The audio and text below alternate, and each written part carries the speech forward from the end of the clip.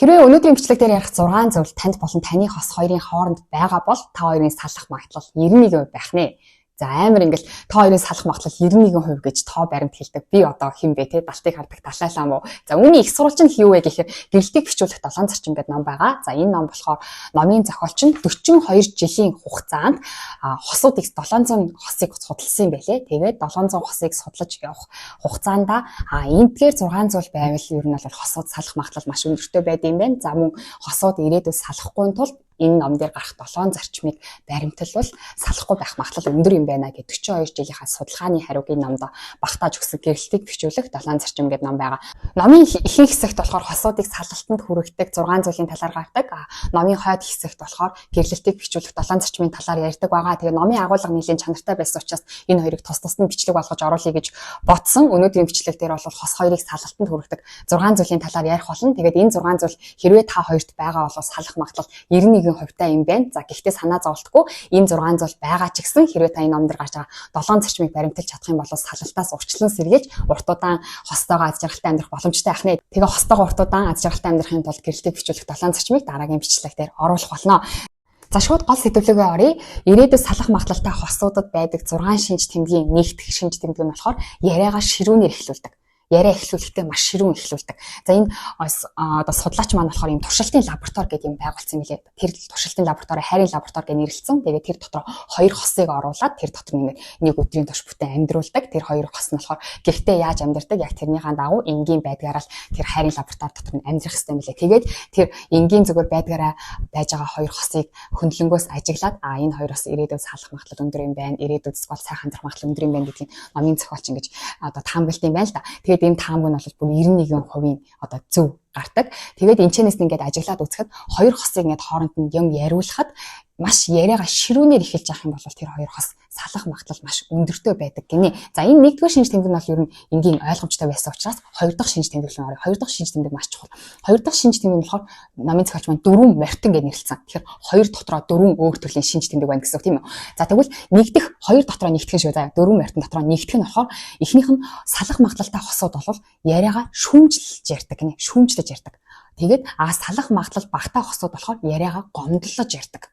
Гомдлох шүүмжлэх хоёр нэлийн төстэй юм шиг сонсогдож байгааз. Гэхдээ шал өөр юм гинэ. За гомдол гэдэг нь болохоор тодорхой нэг үйлдэл болон зан төлөвийг ярьдаг. Жишээ нь номын зохиолч болохоор 2 хосыг ингээд та хоёр одоо ингээд өөрсдийнхөө санал зөвлөлтөд зүйлийнхаа талаар одоо ингээд хэрэлдэ гэдэг даалгавар өгч байгаа байхгүй. Тэнгүүд нөгөө 2 хос нь бол яг энгийн байдгаараа хэрэлддэг. Яг энгийн үед яаж хэрэлддэг яг тэрнийхээ дагуу хэрэлдэх ёстой. Тэгээд хэрэлдэ гэдэг даалгавар өгөхөд одоо ирээдүйд салах магадлал багтаа хосууд бол яриагаа гомдолдог гинэ. Гомдлох гэдэг нь болохоор яг нэг энгийн үйл хөдлөлийг ярьдаг. Жишээ нь чи яагаад улбар шар палмастер хэрэлдэв бэ? Би улбар шар палмастерын дурггүй штэ гэх мэтчлэнгээр яг энэ улбар шар палмастер гэх мэтчлэнгээр асуудлынхаа нэг асуудал нэг үйл хөдлөлийн талаар ярьдаг. Харин ирээдүйд салах магадлал өндөртэй хосууд нь болохоор шүүмжилж ярьдаг. Шүүмжилж ярина гэдэг нь болохоор нэг зөвхөн үйл хөдлөлийг ярих ш шууд тухайн хүнийг ярьдаг. Чи дандаа ингэдэг, чи дандаа одоо намайг тоод хөөч юм уу те. Ер нь бол шүүмжлэл гэдэг нь яриан дотроо дандаа үргэлж гэдэг үгийг оруулж байдаг. За номон дээр гарч байгаа бодит жишээг дурдъя л да тий.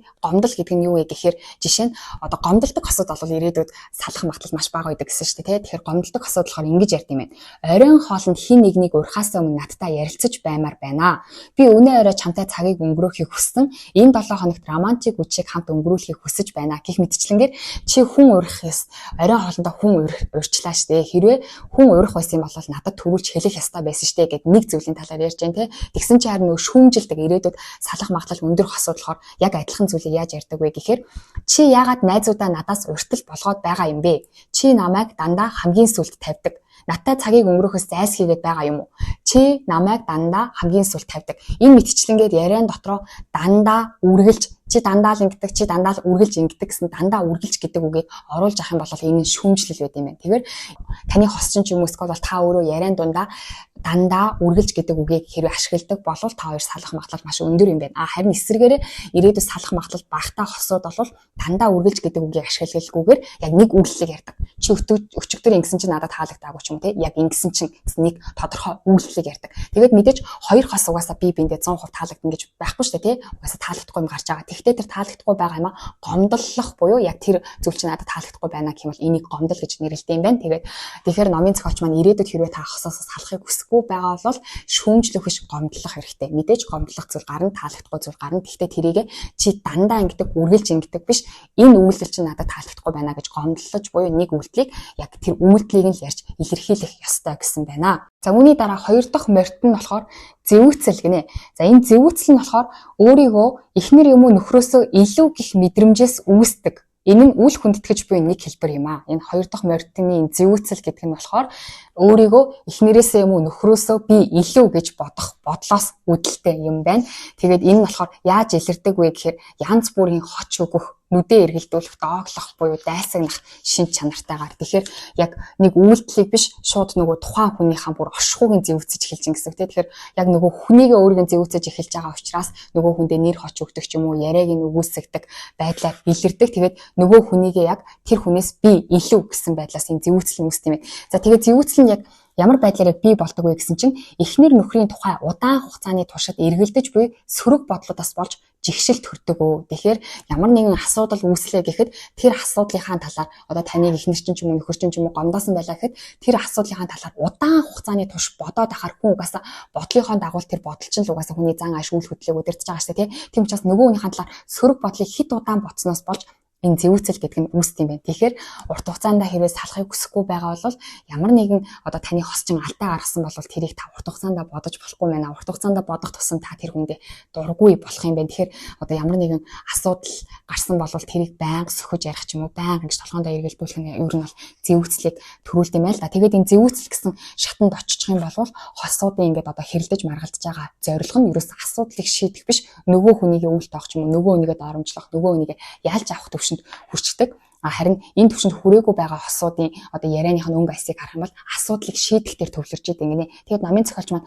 хоёр хосыг 15 минут яриулаад энэ хоёроос ирээдүйд салах үгүйг нь мэддэг гэсэн шүү дээ. Тэгээд бид нэр зүгээр ингэ бодох юм бол амар гоё эвтэй нартай байгаа хосууд урт удаан амьдрах юм шиг боддог боловч намын зохиолч бол ерөөсөө тэр хэрүүл маргаан бол салах шалтгаан биш ээ. Харин хэрэлдэж байхдаа яаж хэрэлдэж байна гэдэг нь чухал. Ирээдүйд салах магадлал өндөртэй хосууд бол ерөөсөө одоо энэ пластмастрын өнгө нь таалагдахгүй хэрэлдсэн гэж бодоход ирээдүйд салах магадлалтай хосууд бол энэ пластмастрын өнгнөөс болж хэрэлдсэн ч гэсэн нөгөө өнгөлөө дайрж яадаг. Чи бол тэнэг чи бол новс ч юм уу те. Харин ирээдүйд салахгүй хосууд бол хэрвээ энэ пластмастрын өнгнөөс болж хэрэлдсэн бол зөвхөн энэ пластмастрын өнгө л ярьж хэрэлдэж яадаг.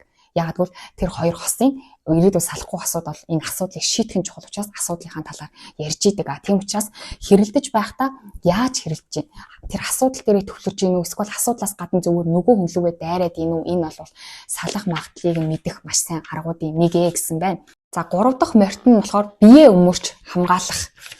Ер нь бол өөрийгөө гин буруугүй хохирогч болгоод нөгөө хүнийг асуудал болгож ярьж байх юм бол энэ бол бас салах магадлалын нэг юм байна. За 4 дахь морьт нь болохоор чулуун хан босгох гэнэ. Чулуун хан босгох гэдэг нь ер нь бол ярихаас цааргалах. Яриага нөгөө хүн юм ярьжсэн ч гэсэн хариу үйлдэл үзүүлэхгүй байх. Энэ чулуун хан босгох гэдэг юм байна. Тэгээ энэ хан босгох гэдэг одоо хан босгох гэдэг чинь хэрүүлээс маргаанаас зайлсхийж харилцаагаас зайлсхийхийг хан босгох гэж хэлээд байгаа шүү дээ. Тэгээд энэ хан босгох гэдэг зүйлийг болохоор эмэгтэйчүүдээс илүү эрэгтэйчүүд илүү хан босгох юм байна. Тэрний шалтгаан нь юу вэ гэхээр бидний гентэй холбоотой. Бидний ген гэдэг чинь ер нь бол одоо бидний өвөг дээцээс бүр тэр балар эртний өвөг дээцээс ахуулаад яаж амьдрах нь ер нь бидний одоо амь насанд илүү чухал юм бэ? Юу нь илүү яаж амьдрах нь бидний амь насанд ашигтай юм бэ гэдгийг л бидний ген хадгалаад кодлсон байгаа шүү дээ. Тэгээд ухамсаргүйгээр тэр үйлдэлүүдээ хийж байдаг. За тэгэнгүүт эмэгтэй эрэгтэй хүмүүс хоёр болохоор өөр штэ тий. Эмэгтэй хүмүүс болохоор стресстэй болвол одоо хөхнийхэн сүн татардیں۔ Гинэ. Стресс тэр хөхнийхэн сүн татардаг. Тийм учраас эмэгтэй хүн тэр бүр дээр балар эртний үеэсээ ахуулаад стресстэй болвол маш хурдан стрессээ тайлж исэн. Стрессээ хэрэг удаан тайлах юм бол хөхнийхэн сүн татраад хүүхдээ хооллож чадахгүй, хүүхдийнх нь амь насанд нь аюултай учраас эмэгтэй хүн аль дээр үесэл стресстэй бол стрессээ яаж хурдан тайлах вэ гэдэг аргад суралцаад ирчихсэн. Тэгээд стрессээс яаж хурдан гарах вэ гэдэг нь бидний бүр генд суудсан байт юм байна. Тийм учраас одоо эмэгтэй хүн бол хэрүүл маргаанаас айдгүй мэн л да. Яагаад гэвэл хэрэлдэж маргалцсан ч гэсэн хэрэлдэж маргалцсныхаа дараа стрессээ маш хурдан тайлах аргыг өөрөө мэддэг учраас эмэгтэй хүний ген хэрүүл маргаанаас айдгүй мэн. Харин эсвэргээрээ Эрэгтэй хүмүүс болохоор хэрүүл маргаанаас айдаг. Яагаад хэрүүл маргаанаас айдаг вэ гэхээр хэрэлдэн маргалтна гэдэг чинь стресстэй шүү дээ. Тэгтэл эрэгтэй хүний бие нь өөрөө стресстэй юм бол тэр стрессээ хурдан тайлахш удаан тайлахаар ген нь кодлогдчихсан байдаг. Нэг л стресстэй юм бол тэр стрессээ удаан тайлах нь эрэгтэй хүний биед нь ашигтай байсан. Гэхдээ одоо биш, дээр үед, балар эртний үед. Яагаад вэ гэхээр жишээ нь эрэгтэй хүмүүс бол ан агнах дээр үед бол ан агнж амьдарч ирсэн шүү дээ. Тэгэнгүүт ан агнана гэдэг чинь өөрөө маш стресстэй зүйл шүү дээ. Ан агна гэдэг чинь амьд чирж магадгүй, үхчихж магадгүй учраас маш стресстэй зүйл. Тийм учраас ан агнахаар явлаа гэж бодоход ан агнахаар явахдаа л стресстэй эхэлнэ. Гэхдээ стрессцэн тэр ан агнахад стресстэй явж байх хугацаанд ангаа агнажахта хэрвээ хүн стрессээ эрэгтэй хүн стрессээ та гэж бодъё л стрессээ тал айгүй гой тайван болчлоо. Тэгвэл тайван болсон чинь хин нэгэн араатай амтан гарч ирээд тэр хүнийг идчихэж магадгүй шүү дээ. Тийм учраас эрэгтэй хүн нэг л стресстэй юм болвол тэр стрессээсээ удаан гарах нь эрэгтэй хүнд ашигтайсан. Жишээ нь ан агнахаар явлаа, стресстэй ан агнаад явлаа гэхэд ангаа агнаад буцаад гэрлүүгээ харж байхдаа ч гэсэн сонор сэрэмжээ алдаж болохгүй учраас эрэгтэй хүний ген нь нэг стресстэй юм бол тэр стресстэй аюултай зүйл яваад стрессж байгаа учраас тэр аюултай зүйл нь дээр үеийн балар эртний үед хурдан дуустдаггүй байсан учраас эрэгтэй хүн нэг л стресстэй юм бол тэр стрессээ маш удаан тайлдаг. Удаан тайлах нь эрэгтэй хүмүүсийн биеийнх нь генийнх нь кодонд нь байдаг учраас одоо стресстэй бол эрэгтэй хүн стрессээ удаан хадгалахгүйгээр хурдан тайлах нь эрэгтэй хүнд ашигтай ч гэсэн тэр биеийнх нь цаанаасаа байгалийн өгөгдөл нь одоо эрэгтэй хүн орчин үеийн нэгэнд стресссэн ч гэсэн стрессээс удаанд гарч яадаг.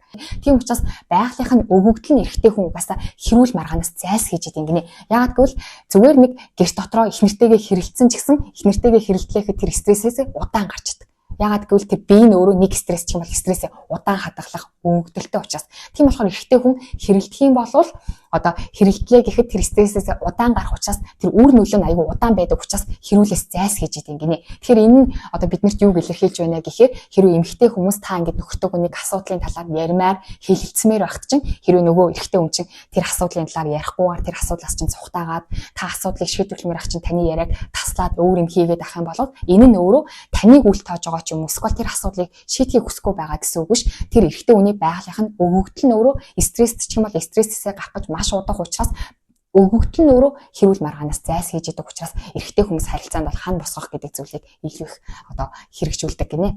За юуны дараа яг 3 дахь шинж тэмдэг нь том 3 тий 3 дахь шинж тэмдэг нь болохоор сэтгэл хөдлөлт их автдаг хосууд ирээдүйд салах магадлал өндөр байдаг гинэ. За 4 дахь нь болохоор биеийн хилэмж гэсэн байсан. Биеийн хилэмжээрээ та юм ярьж ахт чинь нөгөө хүн чинь нэлээд хоошоо ухрах ч юм уу те биеийн хилэмжээрээ таныг үл тоосон шинж тэмдэг гаргаж байгаа юм бол за эсвэргээрээ та ч гэсэн өөрөө нөгөө хүнийгээ ярьж ахт нь өөрийн мэдлгүй биеийн хилэмжээрээ нөгөө хүнийгээ үл тоож байх юм бол салах магадлал өндөртэй юм байна. Тэгэхээр хэрвээ та одоо хостоогоо ирээдүйд салах ямар ч бодлогүй хэрнээ энэ хилээд байгаа одоо биеийн хилэмжээрээ нөгөө хүнийг үл тоох ч юм уу те эсвэл нөгөө хүнийхээ оршуулгууд айх хэмчлэнгээр энэ шинж тэмдгүүд байвал ер нь та ирээдүйд салахыг хүсэхгүй байгаа бол энэ шинж тэмдгүүдэд дарах хэрэгтэй гэсэн үг шүү дээ те. За 5 дахь нь энэ маш сонирхолтой байсан. 5 дахь нь эвлэрэх одоо оролдлого амжилтгүй болох юм бол та хоёр салах магадлал маш өндөр гинэ. Саяны хэлсэн нөгөө дөрвөн морьтон гэж зүйл байгаа шүү дээ. Энэ дөрвөн морьтон хэрвээ та хоёрын харилцаан дотор байгаа бол та хоёрын салах магадлал 82%-тай. Харин энэ эвлэрэх оролдлого амжилтгүй болох юм бол та хоёрын салах магадлал бүр 90%-тай. Тэр дөрвөн морьтноос илүү их салах магадлалыг таамаглах зүйл нь эвлэрэх оролдлого амжилтгүй болох. Энэ эвлэрэх оролдлого юу вэ гэхээр одоо хоёр хүн хэрэлдэж байхад нөгөө хүн нэг хүн ингээд эвлэрэх оролдлого хийх юм л да. Одоо жишээ нь амар хэрэлдэжсэн хэрнээ нэг нь гээд имэттэй царай гаргаад ч юм уу те эсвэл өөр юм яриад ч юм эсвэл хайртай шүү уучлаараач гэдэг юм ингэж эвлэрэх оролдлого хийхэд хэрвээ нөгөө нь хүлээж авахгүй бол та хоёрын салах магадлал 90%-тай ингэнэ. Хос хоёрыг ингээд ажиглаад үцхэд хэрэлдэж хахад нэг нь эвлэрэх оролдлого хийн. Тэгэхэд тэр эвлэрэх оролдлогыг хэрвээ хос нь хүлээж авч явах юм бол тэр хоёр бол урт хугацаанд нэлээд сайхан амьдрах хосууд байдаг юм гинэ. Тэгээд номын зохиолч маань ажиглаж үзэж хахад бол удахгүй салах хосууд бол нэлээд хоёр биендээ бүр дургу болцсон байдаг учраас хэрэлдэж байгаа хавцад хин нэг нь эвлэрэх орлого хийхэд те жишээ нь одоо хэрэлж байгаа хилээ гаргах ч юм уу те тэгэх юм бол хэрвээ хоёр биендээ бүр дургу болцсон хосууд бол тэрийг нь хүлээж авдаггүй. Инээдтэй зүйл хийсэн ч гэсэн тэрийг нь хүлээж авахгүйгээр үргэлжлүүлэн хэрэлцээр байдаг. Энэ бол салах хосыг таамаглах маш одоо баталгаатай аргуудын нэг гэсэн байна.